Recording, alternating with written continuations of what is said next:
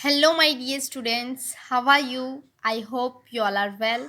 So, children, today we are learn GK. Myself, Sonal Tandel from Ashwamekh Vidyalaya. So, children, today's topic the environment, underground wealth. Environment means Paryavaran, underground wealth means Bhumigat Dhan. So, starts the earth is full of the boundaries, some of them coming from its interior itself. Today, let us know about this underground treasures. Okay? कि आज हम इन भूमिगत खजाने के बारे में जानेंगे. Read the clue and right the correct name. ये जो क्लू दिए गए हैं ये क्लू पढ़ना है और write the correct name. Okay, so first one, these are form when molten rock, also known as magma, cool down or separates out of the mineral rich water. So children, ये तब बनते हैं जब पिघलती हुई चट्टान, जिसे मेग्मा के रूप में भी जाना जाता है, खनिज समृद्ध पानी से ठंडा या अलग अलग हो जाती है. Okay, so children, this is first one. So this answer is minerals. Okay, this answer is minerals. So mineral spelling minerals, minerals. Okay, second, quartz, mica, olivine and precious minerals are all forms of this. कि quartz, अभ्रमक, जैतून और कीमती खनिज सभी इसके रूप है. So this second one. So this answer is silicates. Okay, this answer silicate. Silicate spellings SILICATES, silicates. Third one, divide into precious and semi-precious classes. These are one of the earth's greatest wealths. Ruby, sapphires, diamonds, etc. fall in this category.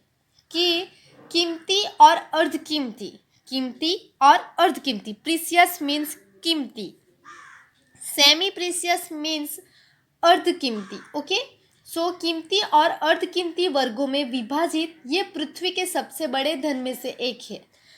So रूबीज, सैफियर्स, diamonds etcetera के माणिक, नीलम, हरी, हीरे आदि इसके श्रेणी में है. Category means श्रेणी. So this answer is third one. Answer is gemstones. Gemstones. Fourth one, these are non-renewable source of energy. Crude oil and natural gas are type of this. So children, ये ऊर्जा के गैर नवीनीकरण स्रोत है. कच्चे तेल और प्राकृतिक गैस इसके प्रकार है. Fourth one here. This answer is fossil fuels. This answer is fossil fuels. Okay, next fifth one. This is natural underground wealth which is comparatively less expensive and excellent source of energy. कि यह प्राकृतिक भूमिगत धन है जो तुलनात्मक रूप से कम खर्चीला, तुलनात्मक रूप से क्या है, कम खर्चीला है और ऊर्जा का एक उत्कृष्ट स्रोत है. Okay, so this is fifth one. So this answer is coal. Next sixth one. This is present beneath the earth's surface. It naturally flows to the earth's surface naturally. Okay. So कि यह पृथ्वी की सतह के नीचे मौजूद है. यह अंततः पृथ्वी के सतह पर स्वाभाविक रूप से बहता है. This is present beneath the earth surface. It eventually flows to the earth surface naturally. So children, this is groundwater. Okay, this is sixth one is groundwater. So answer is groundwater. So childrens, यहाँ पे हमने भूमिगत धन यानी कि underground wealth के बारे में जाना. सो आपने यहाँ पे जो जाना और सीखा तो ये आपको टेक्स्ट बुक में लिखना होगा. अब हम नेक्स्ट यूनिट देखेंगे. Okay, so children, next unit mind sharpeners. Give it a thought. Okay, discuss this answer orally in class. So हम ये पढ़ते हैं. First one, name any 4 months of the year which do not have the letters E in their spelling. कि वर्ष के उन 4 महीनों का नाम बताइए जिनमें उनकी वर्तनी में, उसकी स्पेलिंग्स में ई अक्षर नहीं है. ऐसे 4 महीने के नाम बताने हैं जिसमें ई अक्षर नहीं है. सो चिल्ड्रन, हम पहले देखते हैं जनवरी. जनवरी में ई नहीं है. मार्च, फरवरी में तो ई है. मार्च, तो मार्च में भी ई नहीं है, सो मार्च भी आएगा. नेक्स्ट अप्रैल, तो अप्रैल भी आएगा. सो आप इस तरह से यहाँ पे आंसर लिख सकते हैं. सो हमने लिखा जनवरी, मार्च, अप्रैल. ओके, अप्रैल. और आप दूसरे मंथ के नेम भी यहाँ पे लिख सकते हो. Okay, second one, why do we not get our copy of the newspaper on 16 August. कि हमें 16 अगस्त को अखबार की अपनी प्रति क्यों नहीं मिल रही है. क्योंकि children, because 15 August is national holiday. Because 15th August is national holiday. 15 August is national holiday. Third one, which is better way to save fuel, car, pool और पब्लिक ट्रांसपोर्ट. सो थर्ड में कहा गया है ईंधन बचाने के लिए कौन सा बेहतर तरीका है, कारपूल या सार्वजनिक परिवहन. So third one is public transport. Answer is public transport. Okay, next fourth one, which is the shortest sentence in the English language. Which is the shortest sentence in the English language? So children, what is the answer? So answer is I am. I am is shortest sentence in the English language. I am. Next, fifth one. What is my relation to my sister's mother's husband's brother's sons? Okay.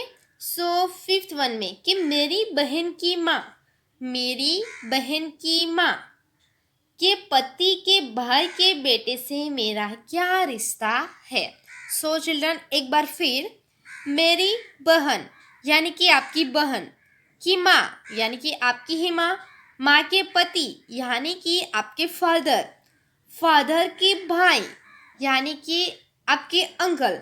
Okay, uncle के बेटे से, तो uncle के बेटे से आपका क्या रिश्ता हो सकता है, तो अंकल के बेटे से आपका cousins. Okay, cousins brother. Okay, so answer is cousin brother, cousins brother. Next, six one, A is twice the age of B, who is half the age of C. If A is 8 years, what are the age of B and C? So children, A B की उम्र का 2 गुना है. A B की उम्र का 2 गुना है, जो C की उम्र का आधा है. If A 8 वर्ष का है और बी और सी की आयु क्या है।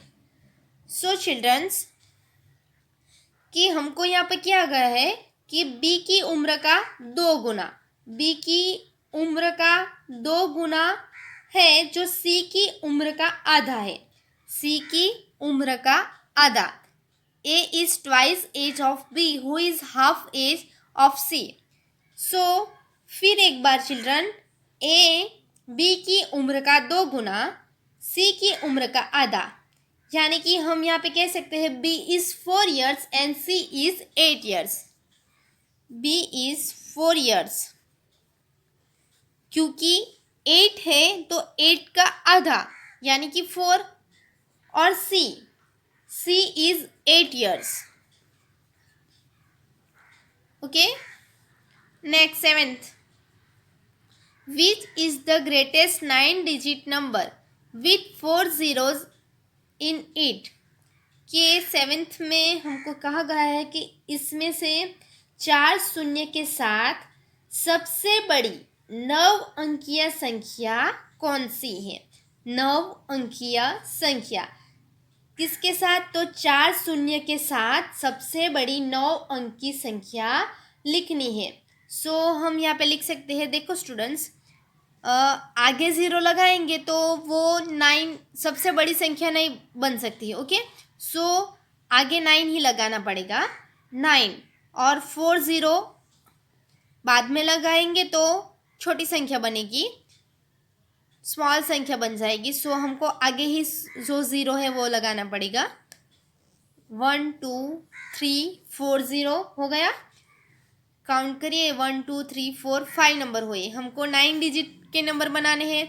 सो 1 2 3 4 5 6 7 8 9। सो हम यहाँ पे कह सकते हैं ये 9 अंकीय संख्या बड़ी है। Okay, 8th one, where is the non-smoking zone in an aircraft located?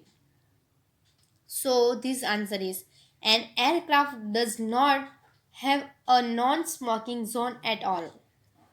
आपको ये आंसर यहाँ पे लिखना है और आपकी नोटबुक में भी लिखना होगा। An aircraft does not have a non smoking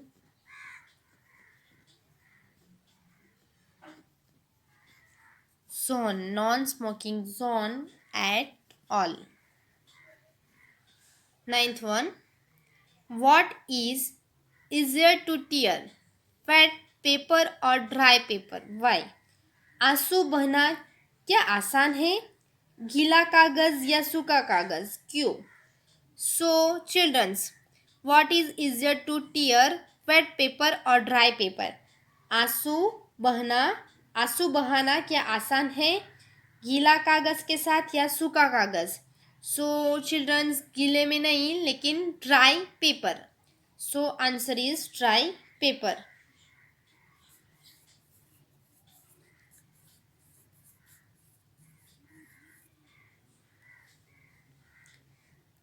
10th, the number of auditions in a stadium doubles every 5 minutes.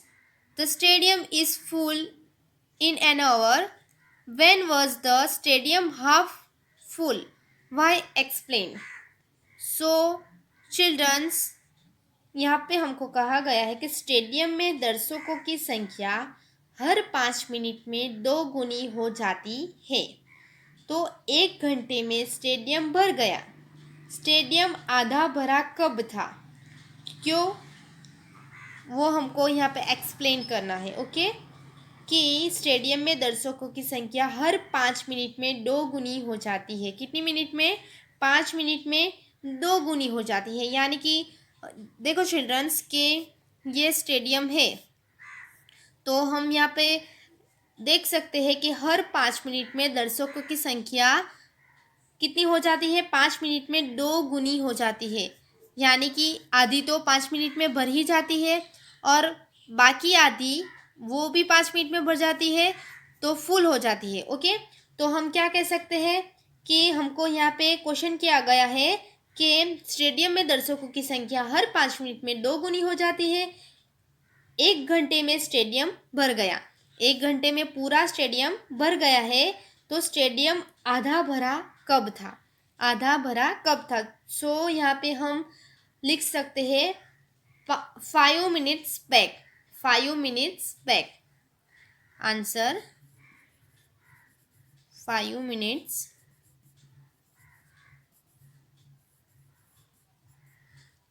हम कह सकते हैं कि 5 मिनट्स पैक्स वो जो स्टेडियम है वो आधा भरा था। सो चिल्ड्रंस, आपको यहाँ पे ये unit give it a thought mind sharpeners में आपको समझ आया होगा। ये जो है ये आपको टेक्स्ट बुक में भी लिखना है और नोटबुक में भी लिखना है। Okay, thank you students.